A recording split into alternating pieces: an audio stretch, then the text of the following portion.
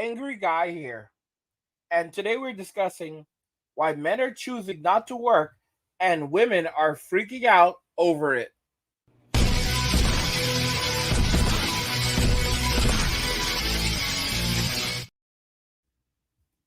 Men are choosing not to work and women are freaking out over it. Let's just go ahead and jump right into the article. So, guys, as you can see on the screen, this is an article from New York Post. It's titled Disturbing Rise of the NILF, Men Not in the Labor Force. So, America's post 2020 employment picture is an unsettling paradox. On the one hand, job totals are finally back above pre 2020 highs, and unemployment rates skirt 50-year lows. But at the same time, overall work rates are lower than they have been since the 1980s. And millions of workers who dropped out of the labor force during the 2020 shutdowns have yet to return. A peacetime labor shortage has erupted, yet vast numbers of men and women are still sitting on the sidelines of the economy. America is renowned for its work ethic, and rightly so. The average worker in the United States clocks more hours each year than those in Canada, Australia, Western Europe, and now even Japan. Guys, so think about this very carefully. Just to say this quickly, Japan is known for the long hours that their salarymen put in, and Americans are now clocking more hours than even the Japanese. But those are the work patterns of US men and women holding down a job. A flight from work in modern America is simultaneously afoot. It first became evident among men in the prime of life between 25 and 54. Today, over 7 million of these men of prime working age are neither working nor looking for work, and now, in the wake of the 2020 calamity, the men without work syndrome seems to be spreading, afflicting parts of the US workforce that did not suffer from it before 2020. Work rates for older Americans 55 plus remain stuck at pre 2020 levels. Warning lights seem to be flashing for prime age women as well. It's very interesting. So let's continue on. Modern America's flight from work problem began in the 1960s among prime age men. For the first 2 decades of the post war era, their work rates and labor force participation were consistent and high. Then something happened. Ordinary prime age men are society's providers, but a steady retreat. Notice what he says here. Ordinary prime age men are society's providers, but a steady retreat from the workforce has been underway among this crucial contingent for over half a century. Today, work rates for prime age American men are actually lower than in the 1940s, when America's unemployment rate stood at almost 15%, and the work rate is actually lower for prime age American men today than it was back then, back during the Great Depression. Yes, prime age men have a depression scale work problem today, but unlike in the Depression, the post war collapse of work for men has little to do with the unemployment per se. Rather, it has been driven by an exodus from the labor force. At the time of writing, for every unemployed prime age American man looking for a job, there are over four neither working nor looking for work. NILFs not in the labor force. Let me repeat that again.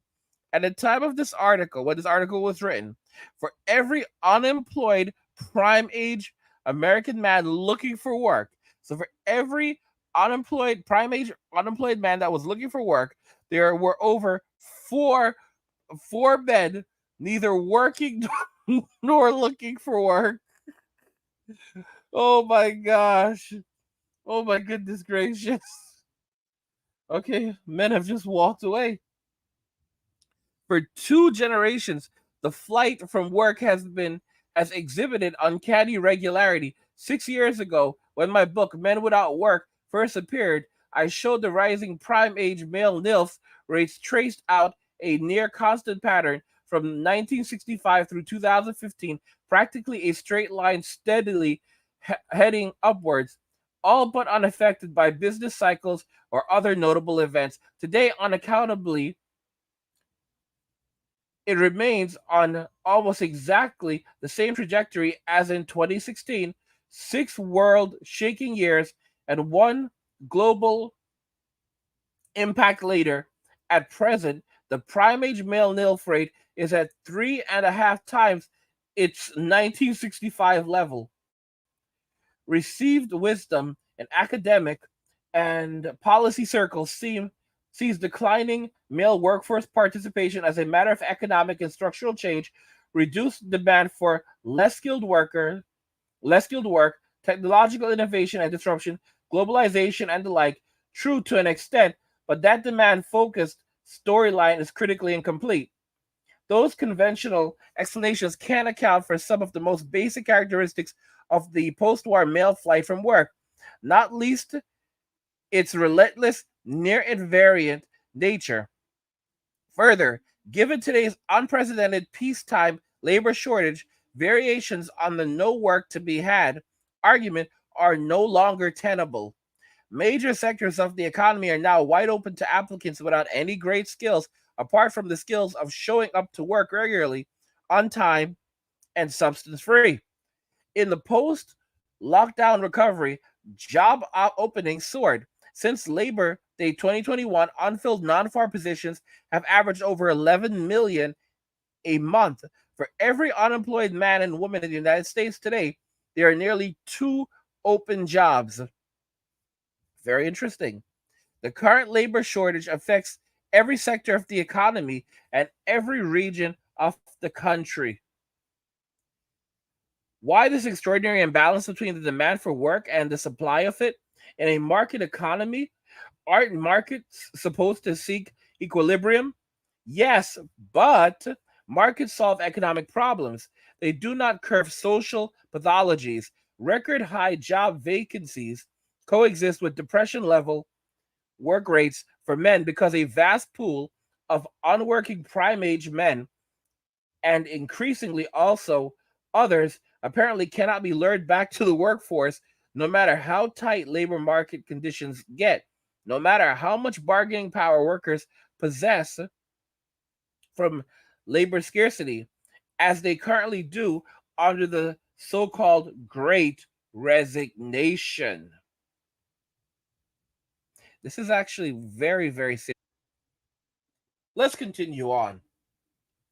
In absolute terms, the current level of unfilled jobs is about 4 million higher than the immediate pre 2020 level, and today's manpower levels are roughly 4 million workers lower than if the workforce had kept growing on in its pre 2020 trend.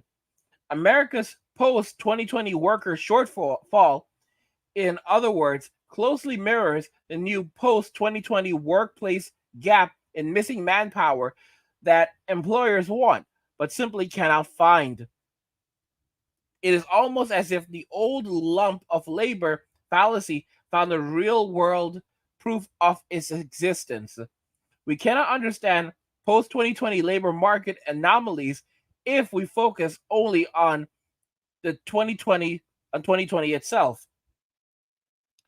To understand our current problems, we must also examine the policy response to it. In 2020 and 2021, Washington pulled out all the monetary and fiscal stops to avoid an economic collapse in the face of the events of 2020. Those interventions may indeed have forestalled a global depression, but they also inadvertently disincentivized work in America as never before, far beyond what any public health rationale could possibly have warranted. Very intriguing. America's post 2020 era economy is a study in unintended consequences of massive government action. Ironically, thanks to full throttle transfer payments funded by borrowed public money, disposable income in America spiked in 2020 and 2021, actually reaching previously unattained heights despite the 2020 recession. This may be the only national economic crisis in history in which purchasing power rose. Thanks to Washington's emergency relief transfers, in fact, Americans had more money in their pockets during the 2020 emergency years than they cared to spend. Thus, a jaw dropping, totally unforeseen doubling of personal saving rates during a time of national economic crisis. Over 2020 and 2021, a windfall nest egg of over 2.5 trillion was bestowed to Washington on private households via public debt. Those 2020 policy winnings could supplement earned income or substitute for it. 2020 payments also provided cash to keep people out of work more directly. Remember the famous $600 a week 2020 unemployment benefit? Available almost unconditionally in 2020 and 2021 when it was lowered to $300 and never limited to technically unemployed alone. At the peak of the program, recipients outnumbered the unemployed by 17 million, almost 150%. In effect, Uncle Sam stumbled into a test drive of a universal basic income, or UBI, without much attention to its impact on behavior of or expectations of prospective workers. What this basically tells us, guys, is that this was a test drive into the apocalypse. Ultimately, if a UBI ever truly manifested and became a real thing, we have to just what women don't comprehend about men is that men have very basic needs. And if men choose not to marry, if men choose not to have children, men can live very comfortably with much less. All right? A lot of guys will get a camper, put it on a piece of land that they own, and live and have everything they can possibly want. Everything they can possibly want in that camper. Pay nothing in rent. And most, if they don't own the land they're on, they have the camper on, they're paying a small amount in rent. So let's say they're paying $300 a year, or $500, 300, or five. Let's say $300 or $500 a month. All right, let's say it's $500 a month to have their camper on a piece of land. That works out to only $6,000 a year. $6,000. They have everything they want in their camper. All right, PlayStation 5, Switch, Xbox, they can have it all. They can have everything they want in there. And then to top it off. Now to continue, because this is a doozy. The current manpower gap in our domestic labor force highlights the new face of the flight from work in modern America. This is not just the old pre-2020 men without work problem. Quite the contrary. Only a small fraction of our post-2020 manpower shortfall is due to prime age men.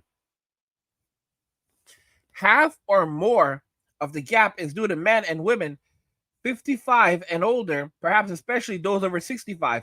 Strangely, labor force participation rates for those 55 plus group remain lower now than in summer 2020, before the advent of the events of 2020. For a generation from the mid 1990s until the eve of the 2020, trends for older Americans were one of the few bright spots in the US employment picture. And these older Americans, almost all born before 1965, grew up with earlier post-war values, including a robust work ethic. So why is their post-2020 workforce participation floundering today in a seller's labor market. 2020 shyness may play a part, although well over 90% of older Americans are fully protected, and some from the missing gray workforce may be staying home to care for others given the 2020 aftershocks, but many appear to have gone into a sort of premature retirement, tempted by the 2020 era financial windfalls, including 2020 emergency transfers. After a painful generation of stagnation, net worth for the bottom half of American households nearly doubled between year-end 2019 and year-end 2021, rocketing up by almost 1.8 trillion. In effect, these 64 million US households won a 2020 policy lottery, reaping an average of about $25,000 per home. Many of these winners were over 55, people who had accumulated little in the way of a nest egg for retirement. Right before 2020, almost 11 million homes headed by men and women 55 to 74 years old, over 1 in 5 had less than $25,000 of life savings. 2020 jackpot payouts looked to have played a role in the withdrawal of many older men and women from the post 2020 workforce. Wealth effects may also have affected work rates for more affluent Americans too. Whether these payouts can provide a permanent alternative to earning a living remains to be seen. Some of these new 2020 era retirees may find their retirement is financially unsustainable, but we will only know how large that group turns out to be in the fullness of time. For America's post 2020 workforce, the question is shock or shift? Are we watching a gradual return to old work patterns or an emergence of new ones? 2020 policy disincentives seriously distorted the labor market. Immediate response to seismic shocks of 2020. Have longer-term work norms and attitudes been affected? 2. Self-reported time use surveys may offer some preliminary hints. Men Without Work showed the grim self-portrait they reveal for uncorked prime-age men. Checked out from civil society, largely disengaged from family and housework, sitting in front of the screens as if they were a full-time job, habits increasing the risk of falling victims to passing away of despair. So this is really, really interesting. And there's a bit more. There are uncomfortable echoes of the men without work illness in some of the 2020 era time use readings among older Americans, especially in MILF men age 55 to 64. Some too for some prime age women, especially those without children at home, not currently married and neither employed nor in education and training. Neat. We also see a worrisome prevalence of medication or self-medication for pain in those other groups. In 2021, at least 45% of both NILF male, 55 to 64-year-olds, and prime-age NEET women without kids at home or current spouses reported taking pain medication every day, almost exactly the same rates as among prime-age men without work in 2013. Warning signs that a growing number of Americans are ambivalent about or allergic to working should not be ignored. For the flight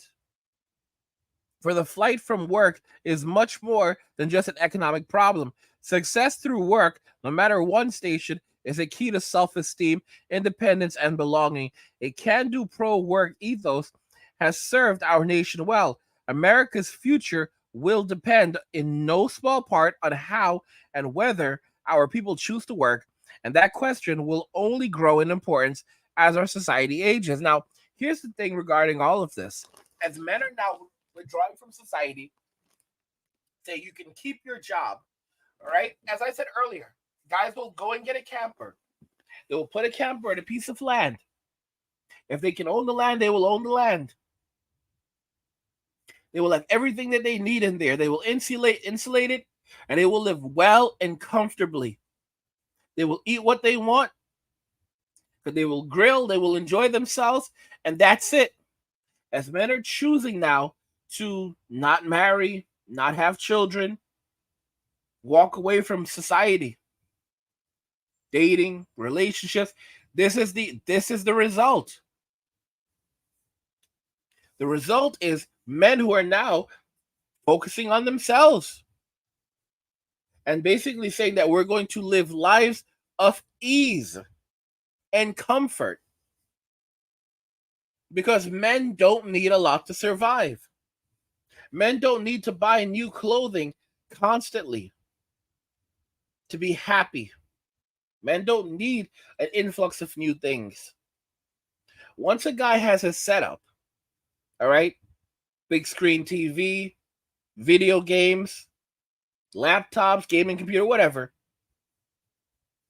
those are one-time purchases that only happen maybe every 5 to 10 years, sometimes even much longer than that. A lot of guys will hold on to a phone if they can for even 3 to 4 years. It's possible, sometimes up to 5. So their expenses are reduced significantly. No wife, no kids, no problems. The guys are staying at home, playing video games, watching TV, and sleeping, and not only sleeping, but sleeping well. And this is how society is now. Guys, if a universal basic income was ever introduced, here's what would end up happening. More men would drop out. More men would drop out. If they actually gave every man in the United States, let's say $1,000 every single month, a lot of guys would work, keep working, save that money up, save what additional money they can, have a nest egg of like anywhere from $25,000 to $50,000 in the bank, then drop out entirely, do exactly what I told you, get a camper, set that up, whatever, and that would be the end of that. And they would live comfortably. And what would they do for extra money? Some guys might go and work, like do a little Uber Eats or do some remote work when they want extra money. Or, and this is a big one, the money that they put in the bank, some of them would live off the interest. Day trade crypto. This is what a lot of guys are doing now. They're day trading, only working gig jobs here and there to pay for their video games because they're not paying rent. They're keeping their living costs very low, keeping their utilities very low.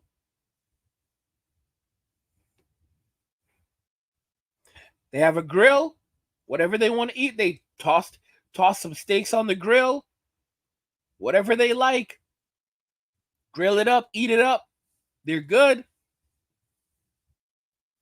And there's a lot of women who are saying that, well, women are not attracted to this kind of behavior. But what they don't comprehend is that the men are not seeking out relationships anymore. They're not dating. They're not marrying. They're not having children. They're not interested in doing these things. They've given up on these things. They don't see them as attractive. They see them even as an obstacle to their own survival. And as a result, the guys are like, yeah, we're done with this. We're out. As I've already said, if a UBI was introduced, it would be the beginning of the end. I mean, guys would completely, so much of the workforce, the male workforce, would just disappear entirely. Guys who could stay at home and just live with mom indefinitely would stay at home and live with mom indefinitely. And that $1,000 a month, oh my gosh, that's $1,000 untaxed. And you're living at home with mommy. So, mommy's going to provide meals for you, right? Mommy's not charging you rent. Mommy's probably not even charging you. You're probably not even helping with the electric bill or utilities. You get $1,000 a month, plus you have your savings. You always have money coming in. $1,000 a month. You have plenty of money for video games. And that's pretty much all the guys you're gonna be able to. You can, that money is gonna cover your cell phone bill. It's gonna cover it's gonna cover all your streaming services. It's gonna cover the cost of any video games that you want. And you're not gonna be buying a ton of video games every month, guys. Guys, realistically, no one really spends more than $1,000 a year on video games. The average person doesn't spend more than $1,000 a year on video games. I don't think so. The average guy does not spend more than $1,000 a year on video games. 1,000. So when you factor this in, these guys are going to be chilling. Cell phone service doesn't cost anything today. You have Mint Mobile, all right? Dude lives at home.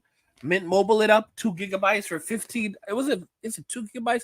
I think it's actually 15. I think it's actually 5 gigabytes now. Unlimited call, unlimited text, 5 gigabytes a month for $15 a month. All right. And you could just pay, and all you have to do is pay 3 months up front. That's $45, man.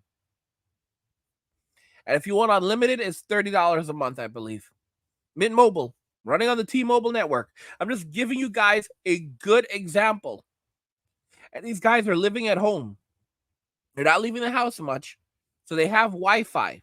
So for a lot of dudes, 5 gigs is plenty. All right. And if they want more, they'll spend the $30. It's nothing. So they have very low cost of living. They have a nest egg sitting there of cash. And it's growing it's growing constantly. It's growing constantly because they have no real expenses. Mom's providing for food, covering all the other bills. They're living for free. They're living easy. Or if they're living on their own, like I said, they get a camper, buy a camper, put it on a piece of land. That's it. Live very cheap, very easy. And men don't need much to survive. Men, the life for the average man is quite simple when he removes marriage, dating, and relationships. Once those are out, having children, once you take those out of the picture, the average guy doesn't need much to survive. He lives a simple existence. And men today prize their peace above all else. So women are freaking out over this. And like I said, we're heading more and more towards a world where the UBI becomes a reality. And that's only going to drive more men out of the workforce because men don't need a lot to survive. And this is very interesting. Because I don't know if the people, if the powers that be seem to comprehend this, that men don't need a lot to survive. Give a man a place to sleep, a little bit of entertainment. Guys can scale things down a lot. When I say a lot, I mean a lot. We're talking about a Nintendo Switch, a sleeping bag. Y'all heard me. Nintendo Switch, sleeping bag, laptop, a place to go potty and shower, food to eat and drink. That's really it. A lot of dudes can live literally in a sleeping bag.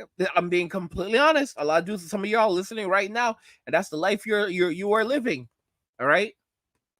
A sleeping bag, a Nintendo Switch or a Steam Deck, whatever you like.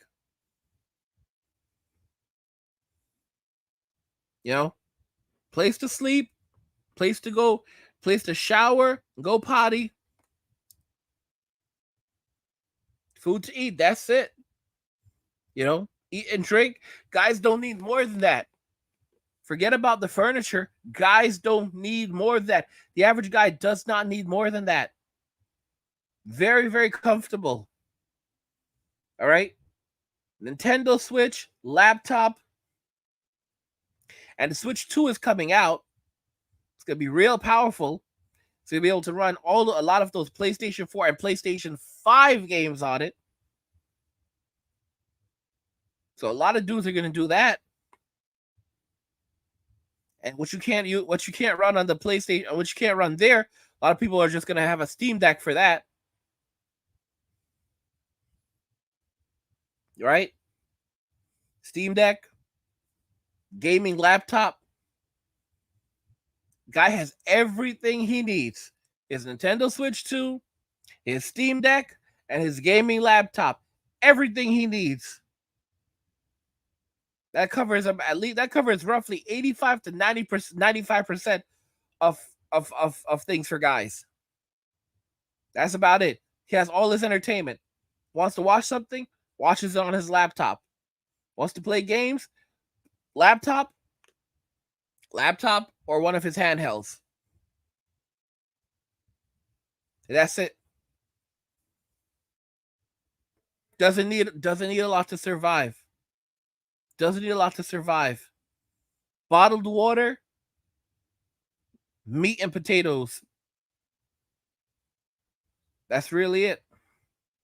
Very simple life, and he will be happy. He'll be well fed. He will be happy. And he will wallow in his simple existence. And as the world around us is beginning to deteriorate because men are not standing up and providing for society. That's what the article said. Men are the providers of society. Nothing will come of it. And women can screech and get furious at men. Nothing will change. That will only cause more men to withdraw. You know, the powers that be, they would never have foreseen that what they did would have worked so well. Because not only has it led to demoralization, it's led to men just saying, we quit entirely. Okay? And no matter what people believe, you cannot run a country entirely using immigration. You just can't. Anyway, guys, I want to hear your thoughts. What do you think about this? Men are choosing not to work and women are freaking out over it. Like the video if you like it. Don't forget to subscribe. And if you like the video, share the video. And just remember that all roads lead to NWA and walking away. And cheers.